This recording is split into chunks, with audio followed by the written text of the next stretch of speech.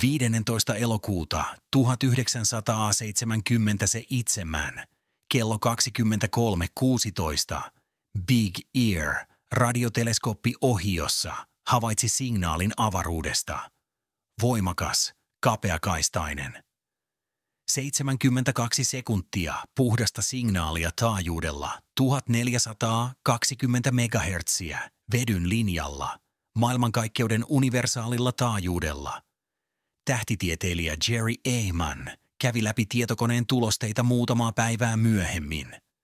Kun hän näki sekvenssin 6EQUG5, hänen kätensä kurkotti punaista tussia. Hän kirjoitti yhden sanan, wow, 48 vuotta myöhemmin. 1. heinäkuuta 2025. Atlas-teleskooppi Chilessä havaitsee kohteen, tähtien välinen, nopeus, 244 000 kilometriä tunnissa. Saapumissuunta, Jousimies-tähdistö, 9 astetta, wow, signaalin koordinaateista, 9 astetta. Onko se paljon vai vähän? Se on 18 täyttä kuuta taivaalla. Mutta kohteelle, joka lensi 48 vuotta tähtien välisen avaruuden läpi, jopa pienin kurssikorjaus tarkoittaa tuhansia astronomisia yksiköitä poikkeamaa. Sattuma? Vai ihmiskunnan historian tärkein löytö? Ajattele tätä. 1977 saamme radiosignaalin, 72 sekuntia, juuri sillä taajuudella, jota kehittynyt sivilisaatio käyttäisi yhteydenottoon. Emmekä koskaan kuule sitä enää. 2025. Kohde saapuu samasta taivaan pisteestä, 8 anomalialla, jotka eivät sovi mihinkään luonnolliseen malliin. 7–14 miljardia vuotta vanha, vanhempi kuin aurinkokuntamme. Kemiallisella koostumuksella, jonka todennäköisyys on 1–2 miljardiin. Entä jos signaali ei ollut viesti? Entä jos se oli ilmoitus? Huomio, olemme olemassa, lähetämme luotaimen. Se saapuu 48 vuoden kuluttua, ja nyt se on täällä. 3I/Atlas. Kohde, joka muutti liikerataa ilman pölypilveä. Joka heijastaa valoa 7 kertaa voimakkaammin kuin mikään komeetta, joka kiihtyy 2 tasossa samanaikaisesti. Joka 20. marraskuuta heitti esineitä kohti sisempiä planeettoja. 48 vuotta sitten saimme signaalin. 48 vuotta sitten lähetimme Voyager 1 ja 2, ensimmäiset tähtien välisen sanansaattajamme. Tulimme tähtien väliseksi sivilisaatioksi. Herättikö tämä jonkun huomion? 19. joulukuuta 2025 3. I/Atlas saavuttaa lähimmän pisteen maahan. 269 miljoonaa kilometriä. Tuhannet teleskoopit ympäri maailmaa suuntaavat objektiivit taivaalle. Mitä ne näkevät? Komeetan. Vai vastauksen, jota olemme odottaneet 48 vuotta? Palataan 1977. Kylmän sodan huippu. Diskomusiikki radiossa. Star Wars-elokuva teattereissa. Ja Big Ear, radioteleskooppi Ohion yliopistossa, etsii todisteita älyllisestä elämästä maailmankaikkeudessa. 15. elokuuta 1977 kello 23.16 itärannikon aikaa jotain tapahtui. Teleskooppi havaitsee radiosignaalin, ei satunnaista kohinaa, ei satelliittia, ei häiriötä, vaan tarkan kapeakaistaisen signaalin taajuudella 1420 MHz. Miksi tämä taajuus on tärkeä? Koska se on vedyn emissiolinja, kaikkein perustavanlaatuisen alkuaineen maailmankaikkeudessa emittoimaa säteilyä. Jos kehittynyt sivilisaatio haluaa lähettää viestin, jonka muut tekniset sivilisaatiot voisivat havaita, se lähettäisi sen juuri tällä taajuudella. Se on universaali, se on selvä. Se sanoo, me tiedämme fysiikan, Me ymmärrämme kvanttimekaniikan. Me olemme täällä. Signaali kesti 72 sekuntia. Täsmälleen niin kauan kuin Big Earin antennin kierto ympäri akselia. Kun teleskooppi pyöri pois, signaali katosi. Intensiteetti? 30 kertaa voimakkaampi kuin taustasäteilyn keskiarvo. Tämä ei ollut heikko kohina. Tämä oli selkeä, voimakas, tahallinen signaali. Muutama päivä myöhemmin tähtitieteilijä Jerry Ehman kävi läpi tietokoneen tulosteita. Teleskooppi tallensi tietoja paperille, pitkät rivit numeroita ja kirjaimia, jotka ilmaisivat signaalin voimakkuuden. Normaalisti ne olivat ykkösiä ja kakkosia, joskus kolmosia, harvoin nelosia. Mutta kun Ehman näki sekvenssin 6EQU-JIM5, hänen silmänsä laajenivat. 6 tarkoittaa 6 kertaa taustasäteily. E 14 kertaa, Q 20 kertaa, U 26 kertaa, J 30 kertaa, sitten takaisin alas 5. Täydellinen Gaussin käyrä. Täsmälleen sitä, mitä odottaisit signaalilta, joka tulee kiinteästä pisteestä taivaalla, kun teleskooppi pyörii sen ohi. Ehman kurkotti punaista tussia. Hän ympyröi sekvenssin ja kirjoitti marginaaliin yhden sanan. Wow! Koordinaatit. Jousimiestahdistön alueella.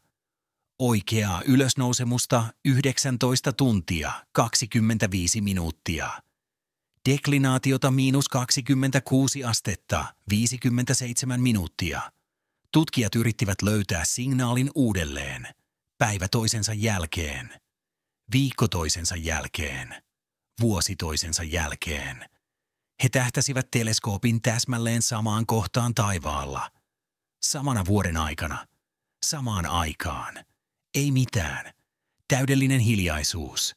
48 vuotta myöhemmin signaalia ei ole koskaan kuultu uudelleen. Ei kertaakaan. Miksi? Jos tämä oli luonnollinen ilmiö, pulsari, kvaasari, jokin kosminen tapahtuma, sen pitäisi toistua. Pulsaarit pulsaavat, kvasaarit säteilevät. Luonnolliset ilmiöt ovat ennustettavia.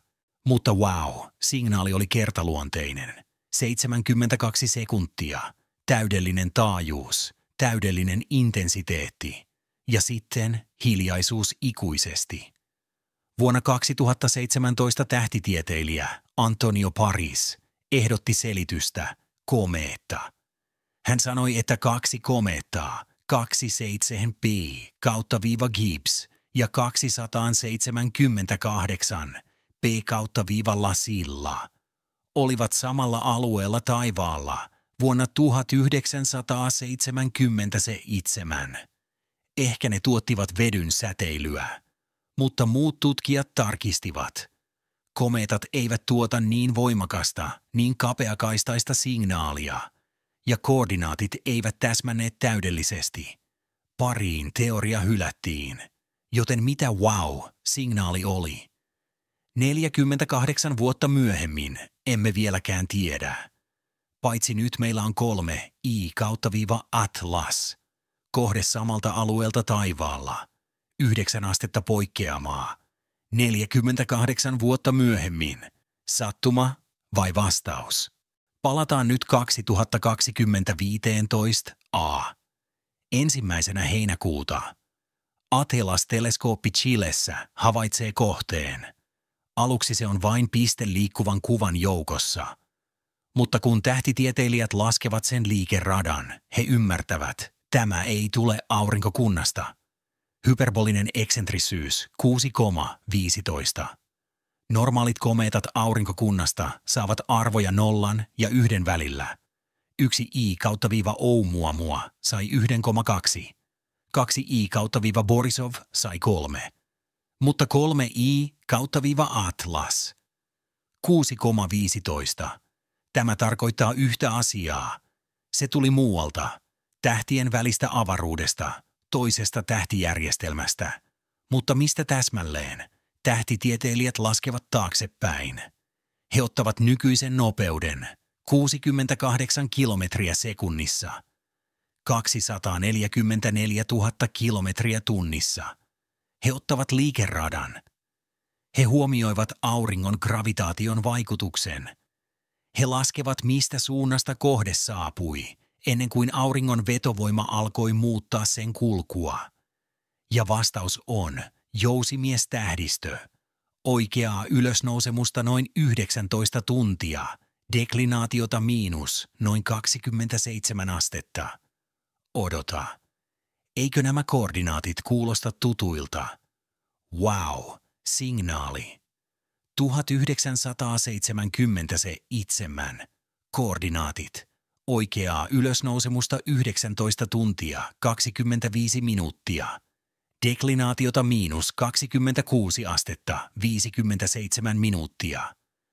3i/AT LAS 2025.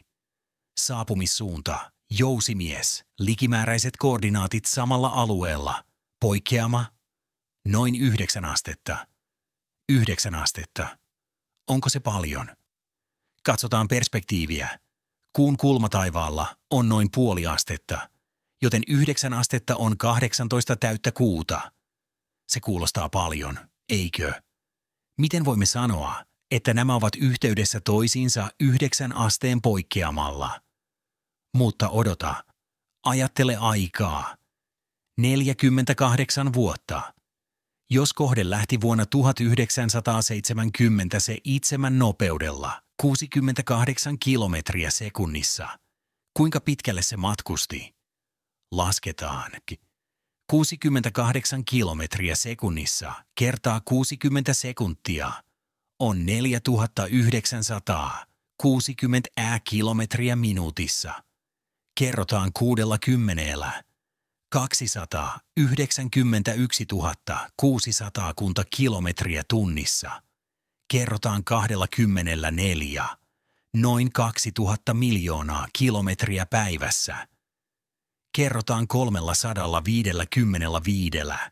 Noin 733 miljoonaa kilometriä vuodessa. 48 vuotta, 35 biljoonaa kilometriä. Se on 3,7 valovuotta. 3,7 valovuotta. Lähimmät tähdet tuossa suunnassa. Alpha Centauri on 4,3 valovuotta, mutta väärässä suunnassa. Barnard's Star 6 valovuotta. Wolf 399 7,8 valovuotta. Ei täsmälleen samassa suunnassa, mutta lähistöllä. Nyt kuvittele, jos lähtökohta oli 7 valovuotta päässä ja kohde matkusti 48 vuotta. Pieni kurssimuutos, vain 0,01 astetta. Vuonna 1977 johtaisi massiiviseen poikkeamaan 2025. 9 asteen poikkeama 48 vuoden matkalla. Se vastaa vain 0,2 asteen kurssin muutosta. Mikroskooppinen korjaus. Pieni suihkun puhallus. Gravitaatiovuorovaikutus jonkin toisen tähden kanssa matkan aikana. 9 astetta ei olekaan paljon. Se on hämmästyttävän vähän. Mutta mistä tämä kohde lähti? Jos se lähti 1977, mistä tähtijärjestelmästä? Emme tiedä. Ei ole kirkas tähti täsmälleen tuossa suunnassa, 3,7 valovuoden päässä. Ehkä se on tumma kääpiötähti. Ehkä se on ruskea kääpiö, jota emme ole havainneet. Ehkä se on planeetta, joka singattiin pois tähtijärjestelmästään miljardeja vuosia sitten ja kiertää nyt yksin pimeydessä. Tai ehkä se ei ole luonnollinen kohde ollenkaan. Wow, signaali. 19 tuntia, 25 minuuttia, miinus 26 astetta 57 minuuttia. 3i/AT/LAS. Samalta alueelta. 48 vuotta myöhemmin.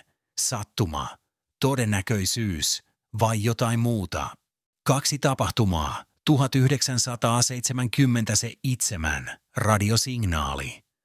2025 fyysinen kohde, sama suunta. 48 vuoden ero. Professori Avi Loeb esitti teorian. Entä jos signaali oli ilmoitus lähetyksestä? Ajattele sitä näin. Kehittynyt sivilisaatio lähettää tutkimusluotaimen. Matka kestää vuosikymmeniä. Mitä teet ennen lähetystä? Lähetät radiosignaalin. Huomio. Lähetämme kohteen. Se saapuu 50 vuoden kuluttua. Miksi? Jotta toisella sivilisaatiolla on aikaa valmistautua, rakentaa teleskooppeja, kehittää teknologiaa, tulla kypsäksi vastaanottamaan vieras. Katso, mitä me teimme 1977.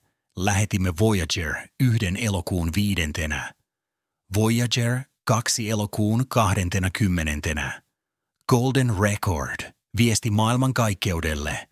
Olemme älyllinen sivilisaatio.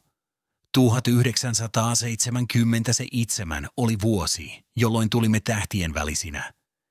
15 päivää Voyager 1 lähetyksen jälkeen. Signaali. 72 sekuntia täydellisellä taajuudella. Sattuma vai vastaus? Olemme nähneet, olemme lähettäneet jotain. Se saapuu pian. 48 vuotta myöhemmin. 3. I/A-telas. Matematiikka. Valo kulkee 300 000 kilometriä sekunnissa. Kohde 68 kilometriä sekunnissa. 0,0022% valon nopeudesta. Jos lähde on 3 valovuotta päässä, radiosignaali saapuu 3 vuodessa. Fyysinen kohde noin 50 vuodessa. 48 vuotta on täsmälleen oikea aika. Miksi 72 sekuntia? Energiatehokkuus. Lähettää signaali 3 valovuoden yli kuluttaa valtavasti. Tarpeeksi pitkä huomattavaksi, tarpeeksi lyhyt säästämään energiaa.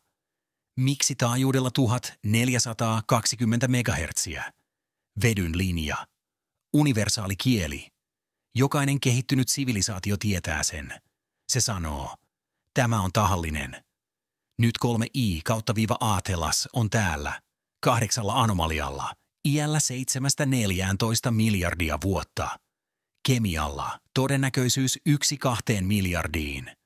Albedolla 0,8, negatiivisella polarisaatiolla.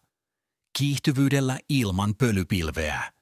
20. marraskuuta esineitä kohti sisempiä planeettoja. Onko teoria hullu? Ehkä. Mutta onko se hullumpi kuin komeetta, joka rikkoo fysiikan lakeja? Anomalia 1. Ikä. 7–14 miljardia vuotta. Normaali komeetta aurinkokunnasta on 4,6 miljardia vuotta vanha, samanikäinen kuin aurinkokuntamme. Mutta 3. I/A-telas on 3 kertaa vanhempi. Se syntyi, kun maailmankaikkeus oli vielä nuori. Ensimmäiset galaksit vasta muodostuivat. Jos tämä on keinotekoinen kohde, ikä antaa järkeä. Kehittynyt sivilisaatio lähetti sen miljardeja vuosia sitten. Se on matkustanut galaksin läpi, vieraillut 10 tähtijärjestelmissä keräten tietoa. Anomalia 2. Kemiallinen koostumus. Hiilidioksidi jaettuna vedellä 8 kertaa 1.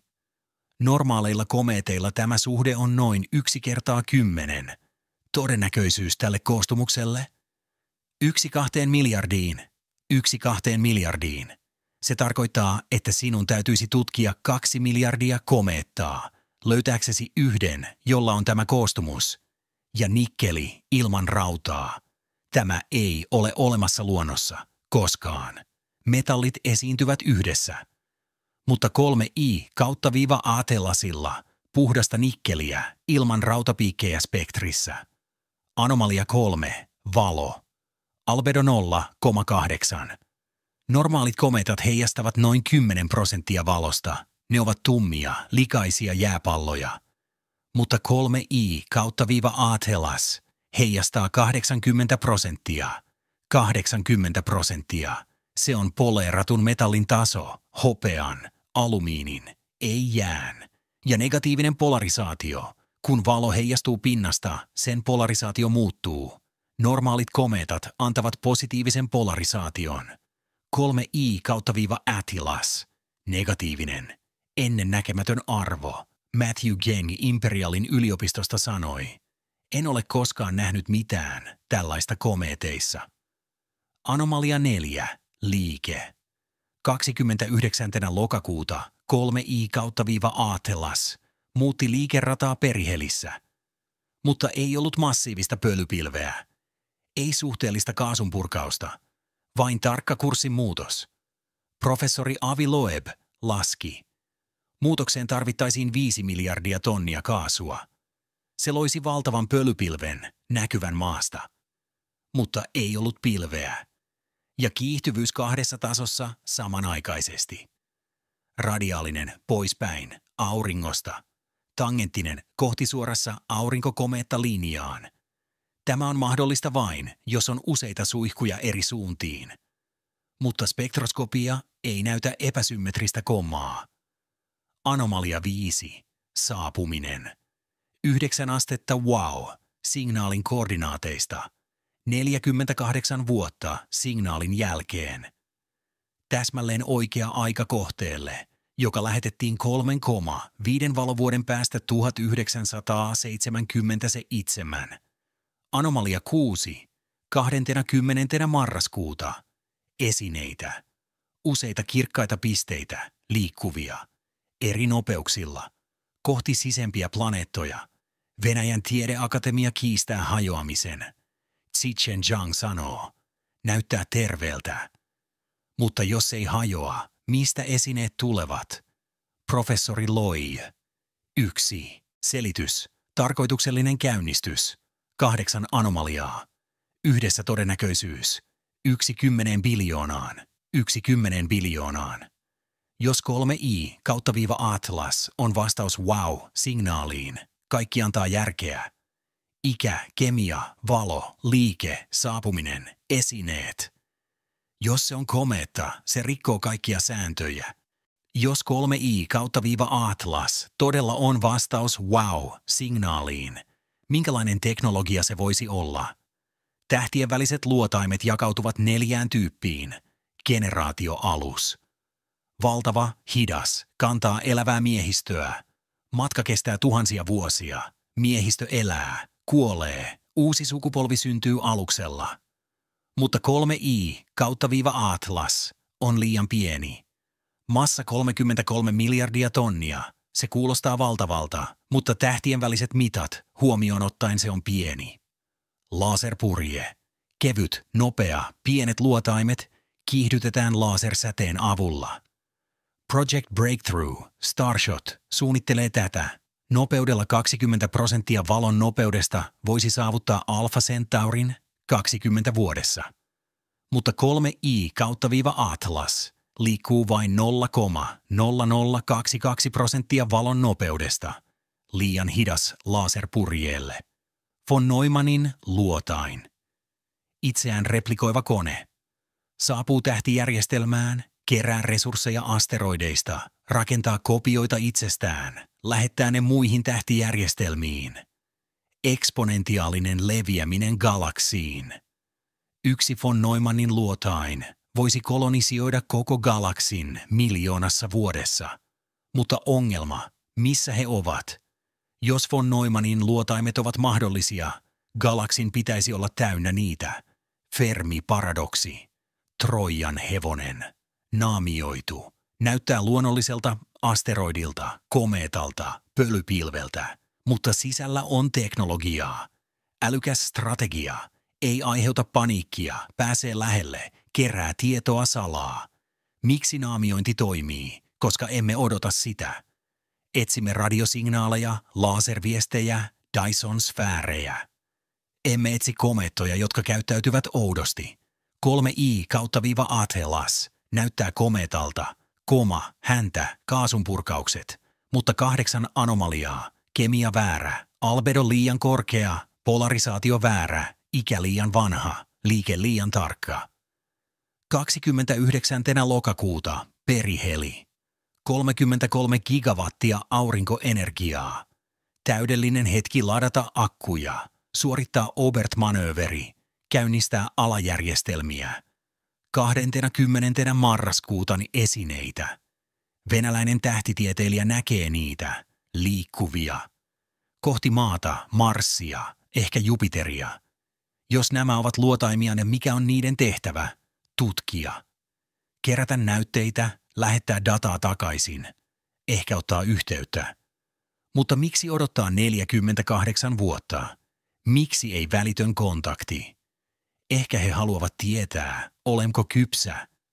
1977 näimme Voyagerin lähetyksen. Nyt he katsovat, mitä olemme tehneet 50 vuodessa. Olemmeko kehittyneet? Olemmeko vaarallisia? Olemmeko valmiita? 19. joulukuuta 2025. Lähimpänä maata. Ehkä silloin he päättävät.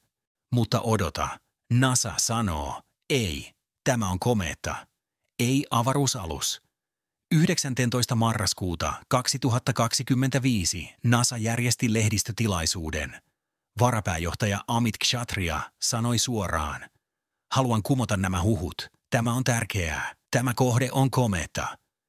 NASA esitti tietoja 9 eri avaruuslaitteelta. Hubble, Webb, SOHO, Punch, Perseverance, Mars Reconnaissance Orbiter, MAVEN, Lucy, Psyche. Kaikki näyttivät merkkejä kaasun purkauksesta. Vety, hiili, syaani, tyypillinen komeetan koostumus. Spektroskopinen allekirjoitus vastaa komeettaa. Ei metalleja, ei radiolähetyksiä, ei rakenteita. Mutta miksi skeptikot ovat skeptisiä yhteydelle? Ensimmäinen argumentti. 9 astetta on liikaa. Professori Jason Wright Penn State yliopistosta sanoi. 9 astetta on valtava poikkeama.